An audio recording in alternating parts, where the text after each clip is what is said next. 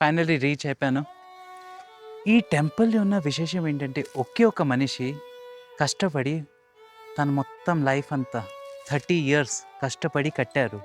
చూడండి, అది కూడా హ్యాండ్‌మేడా, ఎవరి సహాయం తీసుకోలేదు, సొంతంగా కట్టారు ఆయన. అందుకోసం ఆయన యొక్క మాస్టర్ పీస్ ఇది. అండ్ శివుడి కోసం డెడికేషన్ చూడండి ఎంత బాగుందో. హర్ హర్ మహాదేవ్.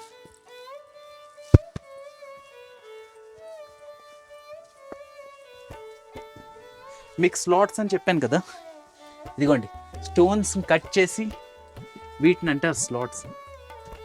లైట్లో రండి, సరదాగా చూపిస్తా. ఇదిగోండి వీటిని, ఇది మనం పెంకిటిల్లా ఎలా కట్టుకుంటామో ఇక్కడ వాళ్ళ ఇంటి పైన పెట్టుకునేవారు.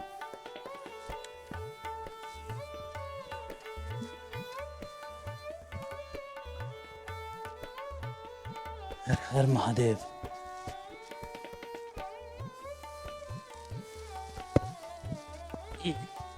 జాగ్రత్త, ఫిట్ అవ్వడానికి కొంచెం కష్టం. ఈ కింద చూడండి మొత్తం నంబర్స్ గట్ట ఇచ్చారు చూడు, ఈ నంబర్ని ఫాలో అవుతూ వెళ్ళాలి మనం.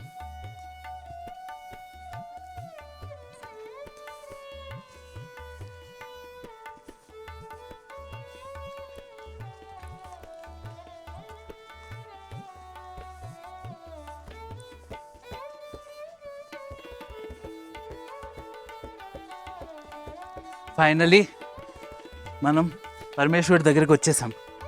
ఎంత అందంగా కట్టారో చూడు.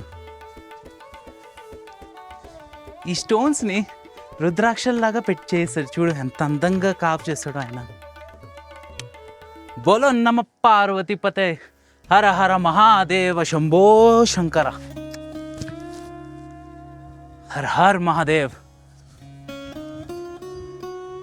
హర్ హర్ మహాదేవ్, హర్ హర్ మహాదేవ్, హర్ మహాదేవ్.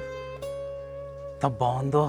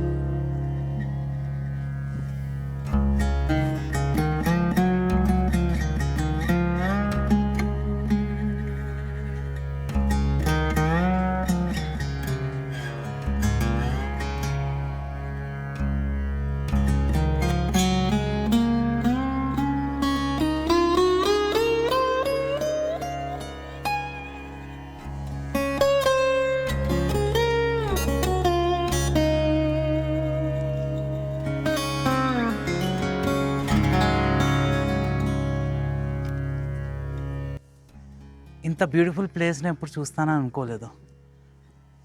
ఆయన ఒక 30 ఇయర్స్ ఇచ్చారు ఆయన లైఫ్లో ఈ టెంపుల్ని కట్టడానికి.